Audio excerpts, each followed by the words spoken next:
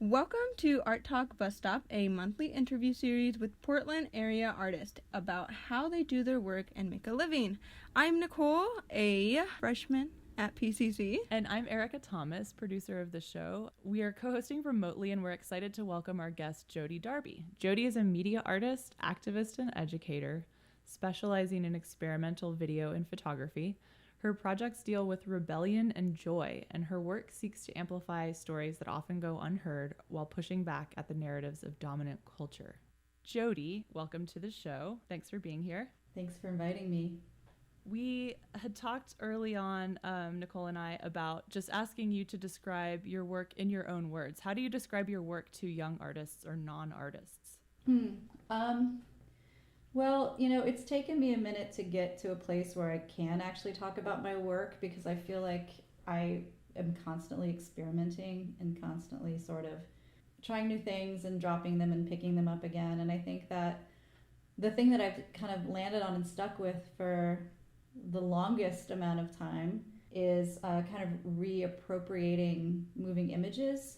I love taking still photos. I love photography. In terms of using a film camera or a digital camera to tell stories, it's not my thing. I'm not really excited about like creating a storyboard and shooting all these scenes over and over again, or it's just, I've learned that the thing that really excites me is taking stuff that people have already shot, right? Taking, old films, taking people's home movies and taking them apart and adding things together that don't belong there, or changing a narrative from a story, like completely changing the end by editing some different things in there, changing history, making history turn out the way I want it to turn out instead of the way it actually turned out. It's kind of a little bit of playing God, but it's fun. My work is definitely using moving images, reappropriating them, changing them through an editing process, and doing that from a place, I think, of intuition. Mostly when I sit down in front of a computer to edit, I don't know what I'm going to do until I start doing it most of the time. Unless it's like a commission work and someone says you got to do it this way, I kind of just sit there and I kind of trance out. I kind of just let it kind of overtake me. For editing, I mean, people think editing is such a boring, linear, nerdy thing, and it is sometimes, but it can also be an opportunity to channel some heavy stuff too. Yeah, there's definitely a rhythmic thing with editing. The trance thing is something that's relatable to me as a former editor. Mm-hmm. Yeah, I mean, also your whole body goes numb because you're not moving it, which is weird, which is not ideal. But especially working with home movies as raw material, it's like going through people's underwear drawers. You really get your hands on some stuff. Well, you mentioned sort of taking stuff that isn't necessarily personal to you and recreating it in a way that you want to. How do you go about doing that, and what first drew you to doing that? I've always loved film, and I've always loved the way film looks. Just the process of celluloid against light, just blows my mind every time. I can't get enough of it. I realize that I don't get that feeling when I look at video. I like stuff. I mean, there's definitely people who shoot video that make it beautiful, and it's nice to look at, especially on a big screen. But in terms of just there's a feeling that I get when I see film, and I wanted to live in that world. I wanted to sit in that world and have that feeling all the time. So I started playing around with this archive that a guy named Rick Prelinger, he created a thing called the Prelinger Archive, where there are all these, basically anything you would want to look at moving image wise on film is in this archive. And he uploaded them so that people could borrow them, take them, and use them for things. So it's royalty-free moving image archive. And there's all kinds of stuff on there. And I spent a lot of time looking beginning to like look through the archive just to kind of be like, who are we? What is the material of our existence? What are the things that people felt like they needed to capture? Like, what were the things that are the most, is it like your kid's birthday party? Or is it like what are, and then how do different people handle their Super 8 cameras in the 50s? Like, just, there's just a million questions that watching those things kind of like answer and turn me on. So then I started kind of, after looking at those, I started playing around with them. I think, you know, probably the first piece that I did using borrowed footage wasn't even about like anything emotional. It was me trying to figure out how to edit action, because I recognized that all the work that I had done in terms of editing was like documentary with like a head talking at you, and then it would cut to like some other thing, and there was like never any action that I was trying to edit, and I wanted to get good at editing something a little more dynamic visually. And so I just downloaded a whole bunch of like clips of dude movies, you know, like these action movies of like men running and jumping and shooting each other and beating each other up, just to see how I could put them together. And I made a movie called Man Movie, sort of playing around with this idea of like the dramaturgy of action movies and the things that men do with their body over and over again in these movies. And so I edited all those together, and I was like, man, this is fun. I'm gonna do this all the time now. So I'd be like, oh, I want a scene of somebody getting a chair over their head in a bar, right? And so then I would be like, okay, Roadhouse, somebody gets hit with a chair in Roadhouse. I remember that. And I would just think about all the movies where somebody got a chair to the head, and then I would try to find that scene and put them all together. So you just be like, over and over and over and over. And it's, you know, I enjoy that sort of thing, I guess. Mm-hmm. Just to kind of like get a timeline of when this was in your life, was this before or after college, or was this like in your adolescence, or? No, this is now, man. Oh. That's funny. No, I didn't do, I mean, when I was an adolescent, there was like no such thing as any of this, right? Like there weren't computers. I went to college for film. I mean, I went to college for media studies, which looks very different than your experience with media studies, right? Like Mm-hmm. I did probably a lot of the same things that you do, but instead of Photoshop for graphic design, we would do what's called paste up. And we would do it all on paper, and we would have what were called rapidograph pens that we would draw with. We had lecture set letters, which were these like sheets of, you would go like to the art supply store, and there'd be one of those like swivel things, like, you know, greeting cards were on or whatever, and it would be like Helvetica, and you would like buy a pack of Helvetica lecture set letters, and you would rub them off with a quarter to transfer the letters onto your design, right? And then if you wanted a picture, you would take the picture with your camera with the film in it, and then you would take it to the dark room and you would develop it. You know, I mean, it was just like tactile, and it was like these like processes, arduous processes. So then after I graduated from college, like 1992, then everything went digital, which was wild. And then I became an instant dinosaur because I didn't know how to do any of that stuff. And so I spent years denying that this digital thing would even catch on. Like, I was so upset with all the like craft that I had learned, right? Like everything that I learned to do, and I love doing it. I love physically being in the dark room and smelling those chemicals that were rotting my brain out. And like, I loved using my hands, right? I loved doing that process. And then I was just like, you cannot tell me that if I want to do this work for the rest of my life, I have to stare at a screen. Like, that is not my karma. That is not my reality. I'm not going to do it. And so I like waited tables and I bartended and I did all kinds of stuff for years before I learned how to do digital work. I mean, years.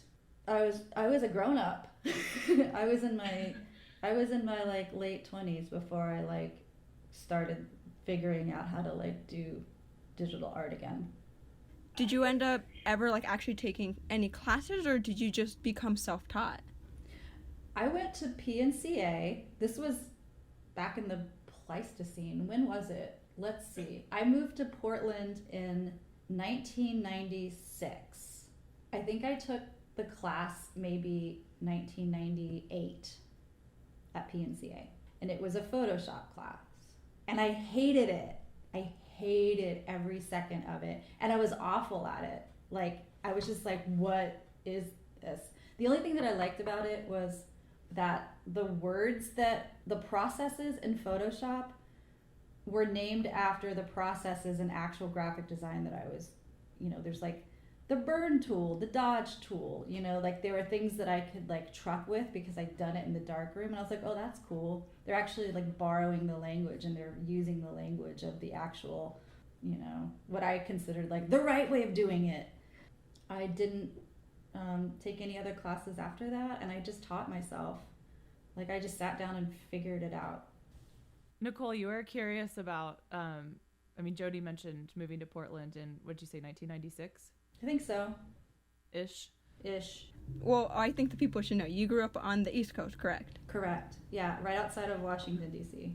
So when you made that move to Portland, what drew you to coming over here? Because I know from like looking at some of your work, you've been kind of all over the U.S. and a little bit of out of the country. So what made you kind of get up and station yourself here? I wanted to get as far away from my family as I possibly could. No, really. I actually, when I graduated from college, I went to college in Virginia. And the day after I graduated, I got in my car with my friend Kelly Cobb, and we drove cross country, and she left me in San Francisco. And I lived in San Francisco for a minute. It wasn't my thing, but while I was there, I took a couple trips to Portland, and I loved it. There was something about I was like, this place is disgusting. I love it. Like it was like run down and like gritty. And it's funny because I realized after I moved here that it wasn't really as run down and gritty as I thought it was. It was just my friends that I was hanging out with took me to all the like run down gritty places. They gave me the tour of like all the like grossest bars in Portland and the shadiest places. But I liked it, and I had friends here already, and they were going to the Northwest Film Center, and they were in bands, and they were making movies, and it just seemed like a great place to connect and be an artist. I see. So, kind of focusing on Portland, one of your works from 5 years ago now is called Arresting Power, Resisting Police Violence in Portland, Oregon. So, I'm going to be really honest with you. I thought you were really quick to make this, and I thought you made it around with like everything going on in 2020. But then I went to go watch it, and it was made in 2015. And at that time, I was maybe 12, 13. So I didn't know much about what was happening in the world. And I know this project, as Erica was telling me, it took some time for you to make. When did you start the whole like process of this, and when did you start filming everything, getting the interviews? Yeah, well, thank you. That's a compliment. We worked on that film for 5 years. It started out, Julie Perini had moved to Portland and had lived here for a couple of years and was involved in activism.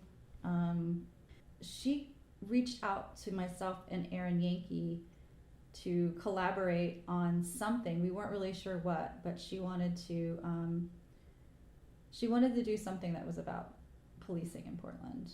This was also around the time that like Portlandia was just taking off, and so we kind of wanted to talk about how like Portland is not like that.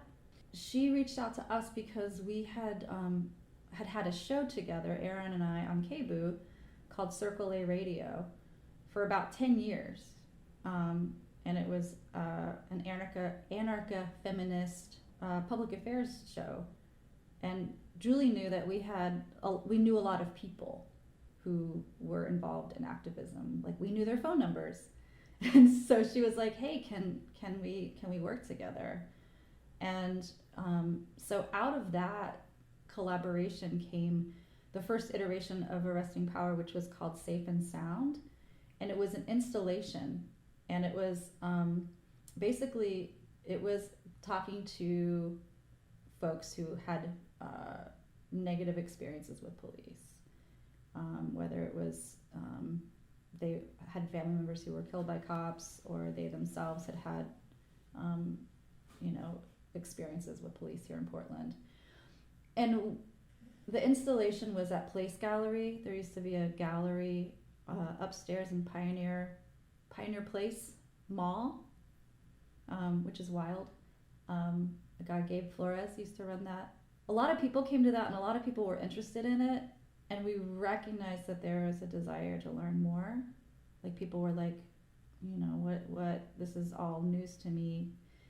So then we decided we were going to do something larger, and we wanted to include stories of resistance as well, because that's an important part of the story. And so that is the point at which we started, doing more research, doing more interviews, finding people to talk to, sort of deciding if we were going to just, talk about like folks of color, people with mental health issues, like how we were going to frame it. And so that was, I would say, I couldn't even tell you, a few years. It took us between 4 and 5 years to finish. So it started out as a very different project. What specifically was your role in this film? It was a collective effort, which is like, this is not the way movies get made, right? Like, but we decided that we wanted to make a movie where we all shared skills and we all took turns doing all of the things. So, for example, my role was cinematographer. Like, I ran the cameras. It was interviewer. It was researcher. I edited. I did titling. We went and got, music supervision. And we all did those things. And we taught each other, which was wild because I don't think I'll ever do that again. But it was an incredible experience, right? And it was like, we were a three-headed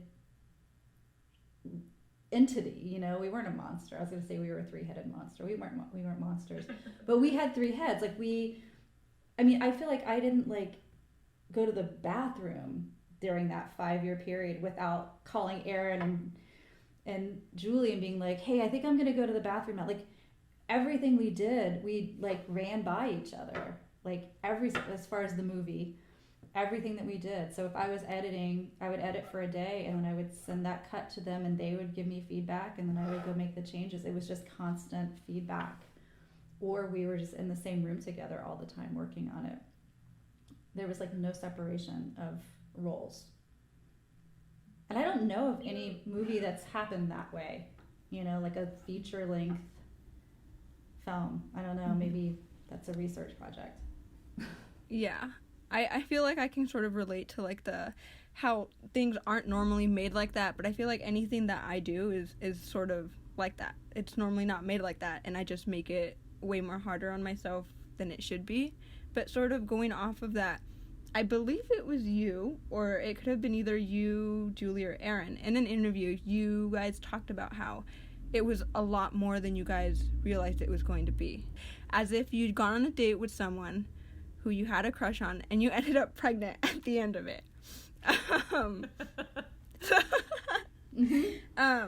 So going from there, If you could go back to the film and do anything differently, even if it was just one thing or maybe the entire thing, how would you go about remaking the film?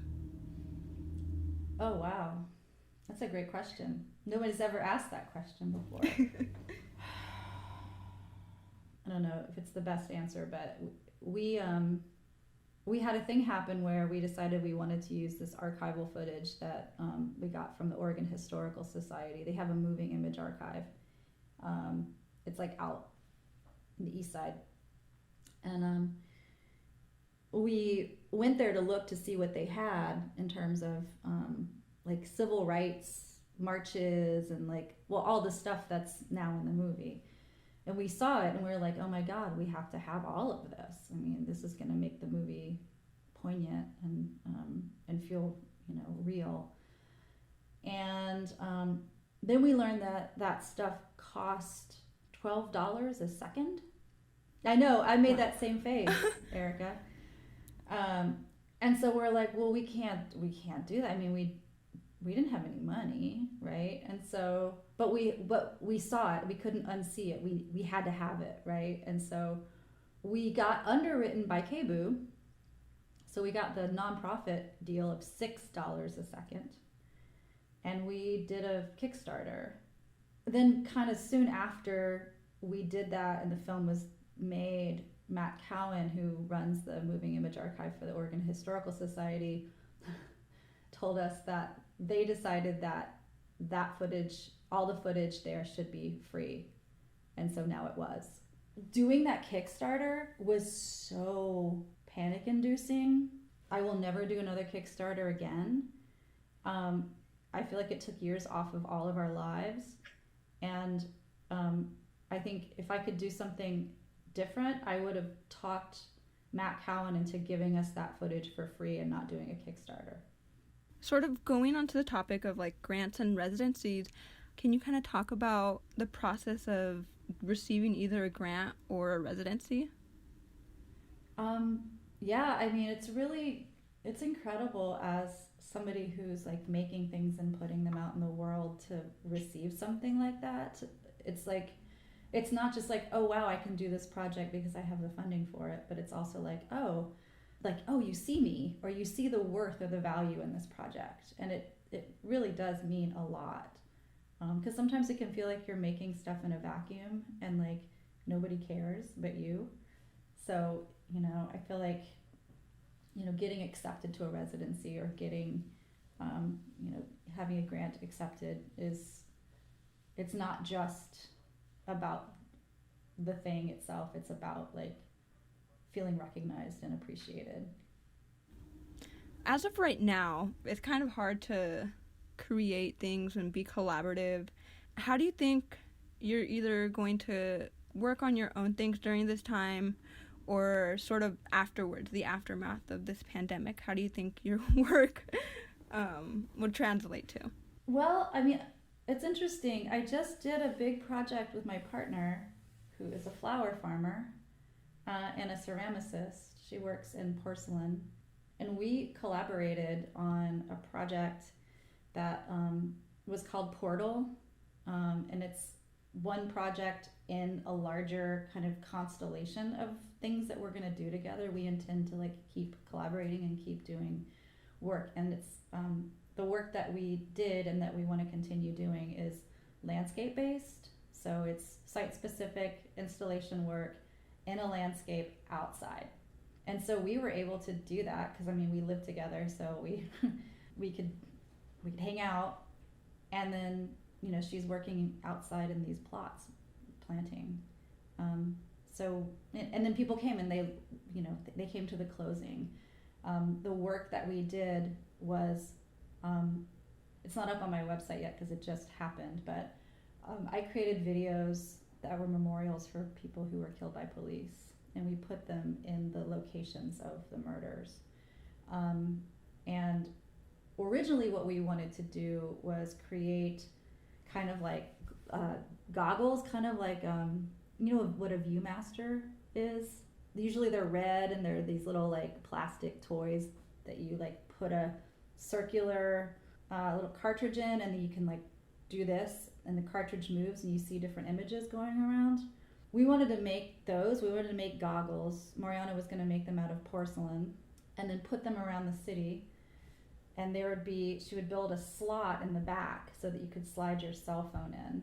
And so you'd go to this place, there would be these goggles, there'd be a QR code, right? You click on the QR code and the video starts. You put it in the goggles and you look in, and it transports you to this portal of remembering the person whose life was taken in this spot. That was the original idea.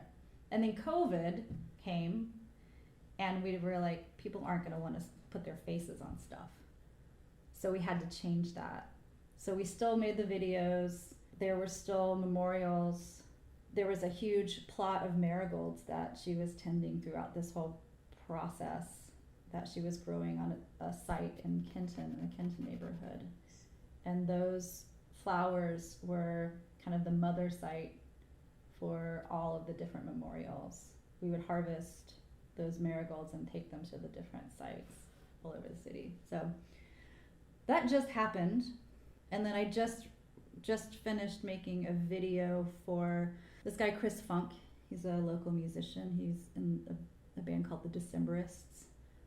He also does solo stuff, and he just put out a new record, and he asked me if I would do a music video for him. So I did. And it's gonna, I don't know, be released sometime soon. I don't know when at all. But so I'm still kind of trucking along with stuff. I think I would get really depressed if I wasn't doing something, right? But yes, I much prefer working with other people. I don't know, it's like expansive. There's an expansiveness to it that you're not just making art and then that's it. Like you're forming relationships that are long lasting or, ideally. I have one last question. We all like to ask all of our guests, do you have any advice for emerging, aspiring artists or creative people? Don't listen to them. Just do what you want to do. Listen to yourself. Experiment. Try a lot of different things on, and don't try to be perfect. It's funny because if we had a friend that always told us like, "Oh, you're awful. That's terrible," like we wouldn't hang out with them, right? So like, why would we do that to ourselves? Don't do that. Just believe in yourself and just keep playing around. Excellent advice. I think that's a kind of a common theme too. A lot of people are like, just keep making stuff. It's not going to be great until it is. Just keep making it. Yeah. Yeah, and then one day I'll wake up and it'll be like the coolest thing ever. Do you have anything you'd like to plug? God, it's a bummer. I just had a show at SF Camera Works in San Francisco, and I was really happy with the piece. It was a commission piece in a show called Cell Signals, and it's all art about the prison industrial complex. And I worked really hard on this piece, and it's called Carceral Sales Event. And it takes place inside of it would have taken place inside of like a used car tent. And then COVID happened and the opening got canceled and it didn't happen. And it happened virtually. So that show is up, and I think it's a really amazing show. All the artists are talking about, critiquing, interrogating the idea of prisons. Some folks are people who were previously incarcerated. So if you go to SF Camera Works website, I think that all of that work is archived. So I would say check that out. Cool. Thanks for being here with us, Jodi. It was really great. I've been wanting to invite you on the show since we started, so I'm super glad we got a chance to talk with you. We are regularly on KBOO on the last Wednesday of the month at 11 a.m. Nicole, do you have anything you want to plug? I have an Instagram, nicole.n_. Yeah, it's really nice to have you on here. Thank you so much, and best of luck to you. You're still doing work online at PCC? Yeah, we are. Well, I hope that comes to an end soon.